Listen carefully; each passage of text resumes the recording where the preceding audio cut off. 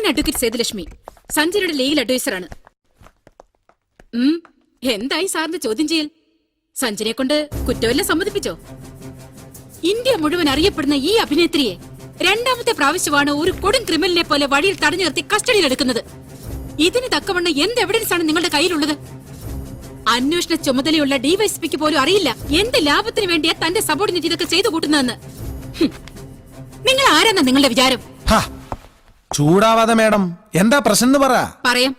അതിനു മുമ്പ് നിങ്ങളുടെ മുഖത്ത് നോക്കി 4 വർത്തമാനം പറയണമെന്നുണ്ടായിരുന്നു. സഞ്ജനയുടെ മുൻകൂർ ജാമ്യം ഇത് കിട്ടാനൊരല്പം വൈകി. അല്ലായിരുന്നെങ്കിൽ ഇവിടെ നിങ്ങളുടെ മുൻപിൽ ഈ കുട്ടിക്ക് നാണം കെട്ട് നിൽക്കേണ്ടി വരില്ലായിരുന്നു. ഇത് വാങ്ങി ഇവിടെ ഇറക്കി വിടണം മിസ്റ്റർ. മുൻകൂർ ജാമ്യം മേഡത്തിന്റെ കൈ തന്നെ ഇരിക്കട്ടെ. ഇത് വാങ്ങണോ വേണ്ടോ എന്ന് തീരുമാനിക്കുന്ന മുമ്പ് ഞാൻ എന്റെ ചെറിയ ശീലം പറയാം. എന്നോട് 4 വർത്താനം പറയുന്നവരോട് ഞാൻ തിരിച്ചെട്ടു പറയും. മുമ്പിൽ വന്ന് നിൽക്കുന്ന ഒരു സ്ത്രീരൂപം പോലെ ആയതുകൊണ്ട് ഒരു ചെറിയ റിഡക്ഷൻ ഞാൻ 6 പറയുന്നുള്ളൂ. സിനിമാ നടി സഞ്ജനയ്ക്കും അഡ്വക്കേറ്റ് സേതുലക്ഷ്മിക്കും ഒരു നേരം മക്കൾക്ക് ആഹാരത്തിന് വേണ്ടി പീഡികത്തിണയിൽ ഇരട്ടിൽ ശരീരം വിൽക്കുന്ന പൊടിയാടി സരസുനും ഒരു ഒരൊറ്റ നിയമം. അത് ക്രിമിനലാണെന്ന് തോന്നിയാൽ സത്യം കൈകാര്യം ചെയ്യുന്ന ഒരേ രീതിയിലാ. വേണ്ടി വന്നാൽ മേഡത്തിന്റെ കയ്യിലേക്ക് മുൻകൂർ ജാമ്യം കീറി കാറ്റി പറത്തിട്ട് എനിക്ക് കുട്ടി വേണമെങ്കിൽ കോടതിയിൽ ഹാജരാക്കാം. കാരണം കൊല ചെയ്തത് ഈ കുട്ടിയാണെന്ന് സമ്മതിച്ചു. അപ്പൊ ഞാൻ എന്താ ചെയ്യാ? നിന്ന് വാചകടിച്ച കഥ സാധനത്തിനും കൊണ്ടുപോ. ഞാൻ ഈ പെൺകുട്ടി അറസ്റ്റ് ചെയ്തിട്ടില്ല. ഇത്തരം കരം പെട്ടി കുട്ടിക്ക് കാര്യം പെട്ടി കിട്ടിന്ന് പൊട്ടിച്ചടുക്കന്നെ അണ്ണാക്കിലേക്ക് ഒഴിച്ചോടുക്കടാ. തൊണ്ട പറഞ്ഞിരിക്കുക കുടിച്ചടോ. പ്രതി കുറ്റം സമ്മതിച്ച സ്ഥിതിക്ക് അവരെ കസ്റ്റഡിയിൽ എടുക്കാതെ കേസ് അന്വേഷണം നീട്ടിക്കൊണ്ടുപോകുന്നത് കഷ്ടമാണ് സാർ. അതുകൊണ്ട് ഡിവൈഎസ്പി എന്നുള്ള നിലയ്ക്ക് സഞ്ജനയെ കസ്റ്റഡിയിൽ എടുക്കാൻ എനിക്ക് അനുവാദം തരണം സാർ.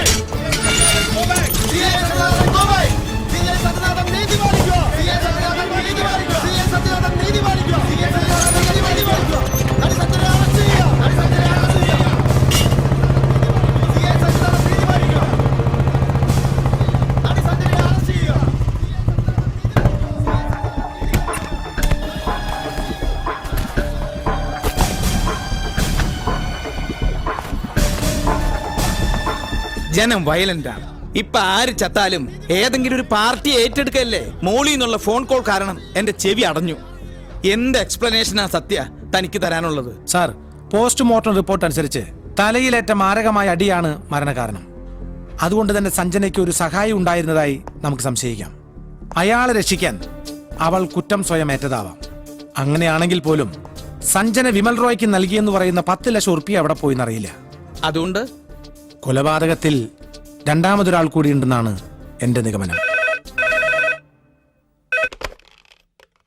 ഹലോ സാർ, ആ കാര്യം തന്നെയാണ് ഞങ്ങൾ ഡിസ്കസ് ചെയ്യുന്നത്. ഇല്ല, നടിയാണെന്നുള്ള യാതൊരു ആനുകൂല്യവും കൊടുക്കുന്നില്ല സാർ. നഗ്നമായ നിയമലംഘനമാണ് CI സത്യനാഥൻ നടത്തിയിരിക്കുന്നത്.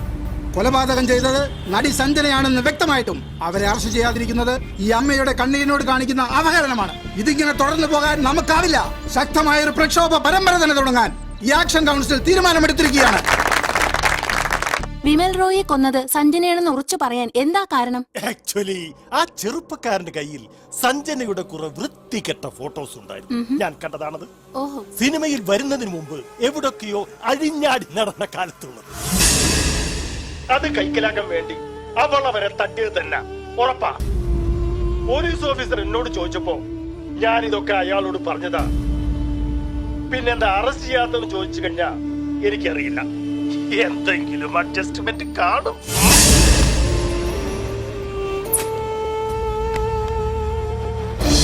നടി സഞ്ജനയെ അറസ്റ്റ് ചെയ്യുക.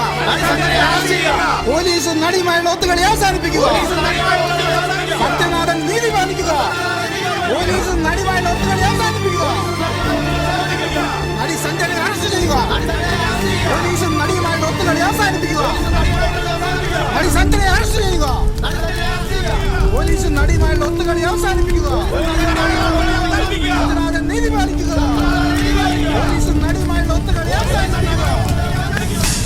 More explanations.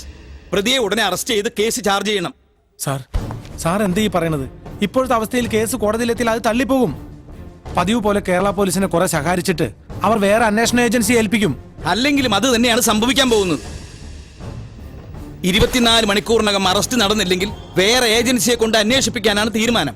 സാർ, ഒരാഴ്ച കൂടി, 7 ദിവസം, അതിനുള്ളിൽ കേസ് ഞാൻ തെളിയിക്കും. ഒരാഴ്ചയൊന്നും പറ്റില്ല. 24 മണിക്കൂറിനകം നിനക്ക് എന്ത് ചെയ്യാൻ പറ്റും അത് പറ. 24 മണിക്കൂറിനകം എനിക്ക് ചെയ്യാൻ പറ്റാവുന്നത് ലീവ് എടുത്ത് നാട്ടിൽ പോകാനേ പറ്റൂ. എന്നാ പിന്നെ അത് തന്നെയാ നല്ലത്. കൊള്ളാം സാറേ. മര്യാദയ്ക്ക് നാട്ടിൽ കിടന്ന് എന്നെ ഉപദേശിച്ച് പൊക്കിയെടുത്ത് ഇവിടെ കൊണ്ടുവന്ന് ഞാനായിട്ട് സൃഷ്ടിച്ച കേസ് ഇത്രയും ഒക്കെ ആക്കി വെച്ചിട്ട് ഇപ്പതേ തിരിച്ചു പൊക്കോളാൻ. ഇപ്പൊ സത്യനാഥൻ ആരായി സാറേ? SP Philip Tharakan sir. ശരി sir, okay.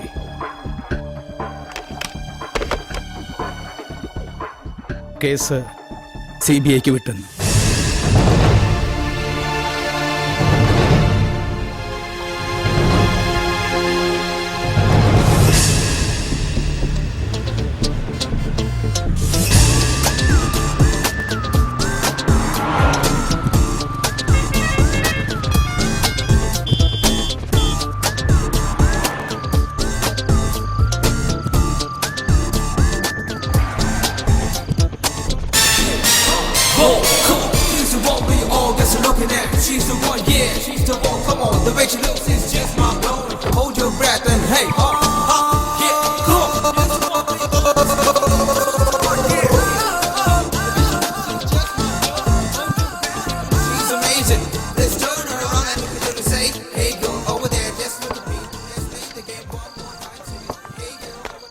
Hello, sir. Yes. I'm Nandini Verma from CBI. Oh.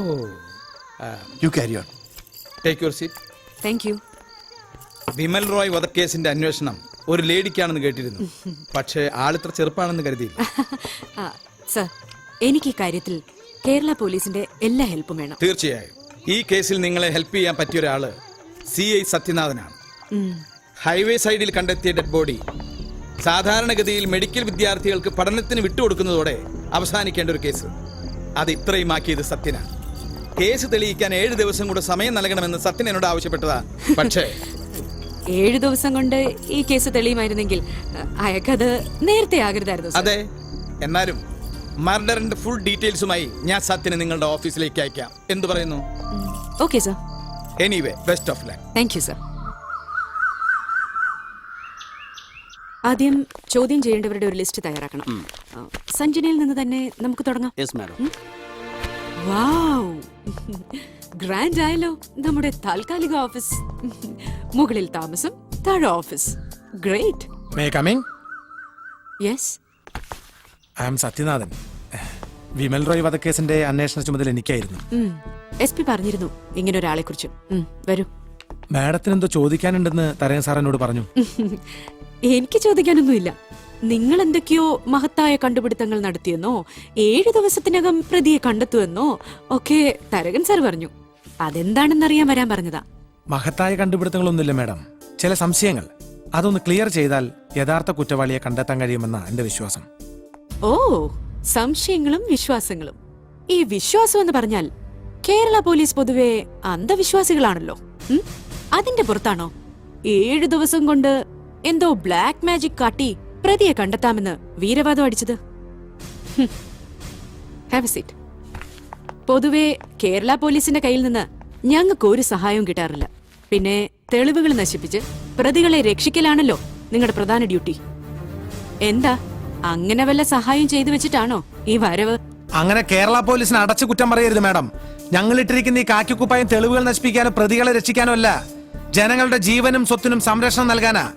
ഈ നാട്ടിൽ അധ്വാനിക്കുന്ന ജനം നികുതിയായി നൽകുന്ന വിയർപ്പിന്റെ മണമുള്ള നോട്ടുകളാ ഞങ്ങൾ ശമ്പളമായി എണ്ണി വാങ്ങിക്കുന്നതിന് ഉറച്ച വിശ്വാസമുള്ളവനാ ഞാൻ. Cool down mister Sathyanathan. ഞാൻ പൊതുവെ പറഞ്ഞതേ ഉള്ളൂ. ഞങ്ങൾ CBIക്കാർ കേരള പോലീസിന് ഒരു അബ്രിവേഷൻ ഉണ്ടാക്കിയിട്ടുണ്ട്. കേരള പോലീസിനെ കുറിച്ച് ഇത്തരം ഒരു മുൻവിധി വെച്ച് പുലർത്തുന്ന CBIയിൽ ഇതൊന്നുമില്ലേ? കോട്ടയത്ത് തിരുവസ്ത്രമണിഞ്ഞൊരു കർത്താവിന്റെ മണവാട്ടി കൊല്ലപ്പെട്ടിട്ട് വർഷം 16ആയി. വർഷാവർഷം മാറി വരുന്ന CBIക്കാരന്റെ കേസ് തെളിച്ചില്ല. എന്തിനാ കേസ് തെളിയിക്കുമെന്ന് തോന്നി ഓഫീസറെ പുകച്ച് പുറത്തിയാടിച്ചത്? ഇവിടുത്തെ പരമോന്നത കോടതി വരെ കുറ്റപ്പെടുത്തിയില്ലേ സെൻട്രൽ ബ്യൂറോ ഓഫ് ഇൻവെസ്റ്റിഗേഷനെ? ചൂടാവല്ല മാഡം, പഴയ കാലൊന്നല്ല. പോക്കറ്റ് അടിക്കാരന്റെ പോക്കറ്റിൽ കൈയിടുന്ന പോലീസിനും കേന്ദ്രമന്ത്രിമാർക്ക് പാദസേവ ചെയ്യുന്ന ചില പരമോന്നത അന്വേഷണ ഏജൻസി ഓഫീസർമാരൊക്കെ ലൈവായി പൊതുജന മധ്യത്തിൽ നിർത്തി തൊലിയിരിച്ച് കാട്ടാൻ മത്സരിക്കുന്ന TV ചാനലിന്റെ കാലത്. പത്രം വായിക്കുന്ന TV കാണുന്ന കൊച്ചു പിള്ളേർക്ക് വരെ അറിയാം CBIയും കേരള പോലീസും ഒരേ നാണയത്തിന്റെ രണ്ട് വശങ്ങളാണെന്ന്, രണ്ടില് നന്മയും തിന്മയുണ്ടെന്ന്. ഇതാ ഈ ബ്ലാക്ക് മേജിക്കാരന്റെ വിയർപ്പിന്റെ ഫലം അത്, വേണമെങ്കിൽ ഉപയോഗിക്കാം. മാഡത്തിന്റെ മുമ്പിൽ വന്ന് ഇത്രയൊക്കെ സംസാരിക്കാൻ കാരണം കേരള പോലീസിനെ കുറിച്ചുള്ള വൃത്തികെട്ട മുൻവിധികൾ ഈ നാവിൽ നിന്ന് കേട്ടതുകൊണ്ടാ. ഈ കാക്കിക്കുപ്പായത്തിന്റെ അഭിമാനം സംരക്ഷിക്കാൻ വേണ്ടി ഞാൻ ഇന്നു മുതൽ ഇതങ്ങ് ഊരിവെക്കുക, ഒരു ലോങ് ലീവ്. എന്നിട്ട് ഡിപ്പാർട്ട്മെന്റിന്റെ മാഡത്തിന്റെ ഒന്നും അനുമതിയില്ലാതെ ഞാനും അന്വേഷിക്കാൻ പോയി ഈ കേസ് യഥാർത്ഥ പ്രതിയെ കണ്ടുപിടിക്കാൻ പറ്റുമെന്ന് ഞാനൊന്ന് നോക്കട്ടെ. നമുക്ക് കാണാം. എല്ലാവരും കാണണമെന്ന് പറയാറുള്ളൂ മാഡം, ആരും കാണിക്കാറില്ല. നമുക്ക് കാത്തിരുന്ന് കാണാം. പൂവാടി പെണ്ണെ പൂവാടി പെണ്ണെ അച്ഛനെ കാണാം, പൂവാടി പെണ്ണെ അച്ചപ്പം കൊയിലപ്പം വാട്ടെ പഞ്ചുട്ടിയിട്ട് അച്ഛനെ കാണാം. പൂവാടി പെണ്ണെ പൂവാടി പെണ്ണെ ഇക്കൊല്ലം നമ്മള് തോറ്റം കളിച്ചില്ല, തോറ്റം കളിപ്പാട്ട് തൊപ്പനമായി. ആണ്ട് പിറന്നലതാവില്ല പെണ്ണെ അച്ഛനെ കാണാം. പൂവാടി പെണ്ണെ പൂവാടി പെണ്ണെ പൂവാടി പെണ്ണെ അച്ഛനെ കാണാം. പൂവാടി പെണ്ണെ അച്ചപ്പം കൊയിലപ്പം വാട്ടെ പഞ്ചുട്ടിയിട്ട് അച്ഛനെ കാണാം. പൂവാടി പെണ്ണെ ഷൂരിട്ടിറങ്ങടാ. ആ കണ്ടത്തിലിറങ്ങിയ പിന്നെ കാണാണ്ടാവും നിന്നെ. കണ്ടാലറിയാവുന്ന ഒരാളെ. അല്ല സാറ് ലോങ് ലീവ് എടുത്ത് ഈ കണ്ടം പൂട്ടാനായിട്ടായിരുന്ന. എടാ ഇത് വെറുതെ വലിയ വലിയ സാറുമാർക്ക് മൈൻഡ് ഫ്രഷ് ആകണമെങ്കിൽ സ്വിറ്റ്സർലാൻഡ് പിന്നെ പൂന അവിടൊക്കെ പോണം. പക്ഷെ സത്യനാഥന്റെ മൈൻഡ് ഫ്രഷ് ആക്കാൻ വേണ്ടിട്ട് ഇതുപോലുള്ള പാടത്തെ പണികളൊക്കെ ചെയ്തിട്ടാണ് നമ്മുടെ മൈൻഡ് ഫ്രഷ് ആക്കണത്. ലോങ് ലീവ് എടുത്ത് കേസ് അന്വേഷിക്കാണെന്ന് കരുതിയിട്ടല്ലേ ഞാനും ലീവ് എടുത്തത്. ലീവ് എടുത്തത് കേസ് അന്വേഷിക്കാൻ വേണ്ടിയൊക്കെ തന്നെയാ. പക്ഷേ ചില പോയിന്റ്സ് ക്ലിയർ ചെയ്യാനുണ്ട്. അതെന്താ? കൊല നടന്ന ആ രാത്രി പോലീസ് സ്റ്റേഷനിലേക്ക് വന്ന ആ ഫോൺ കോൾ, വിമൽ മരിച്ചു കിടന്ന ആ കെട്ടിടത്തിൽ അങ്ങനെ ഒരു ഡെഡ് ബോഡി കാണപ്പെട്ടാൽ സാധാരണഗതിയിൽ അത് ഉടനെ അങ്ങ് പുറത്തറിയാൻ വഴിയില്ല.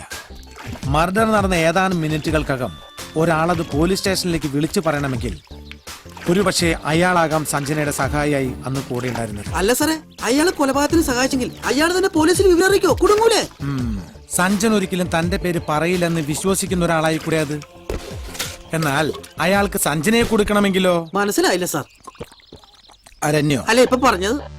ഇടോ സിനിമ ഫീൽഡ് അല്ലേ, പോരാത്തതിന് ഹൽവ പീസ് പോലത്തെ ഒരു പെണ്ണും. ചില ചുറ്റിക്കളികൾ അവൾക്കുള്ളതായിട്ട് ന്യൂസ് കേട്ടിരുന്നു ആ സംവിധായകൻ ഗൗതമനുമായിട്ട്. അയാൾക്കാണെങ്കിൽ ഭാര്യ മക്കളും ഉണ്ട്. കഴിച്ചിട്ട് ഇറക്കാനും വയ്യ, മതിരിച്ചിട്ട് തുപ്പാനും വയ്യ. അങ്ങനെ വന്ന എന്താ ചെയ്യാ? അവളെ കൊടുക്കാൻ കിട്ടിയ അവസരം വെറുതെ കളയോ? കിത്തന കരം ബേട്ടി, എന്തോ കുട്ടിക്ക് കാര്യം പിടികിട്ടിന്ന്. മുത്തേ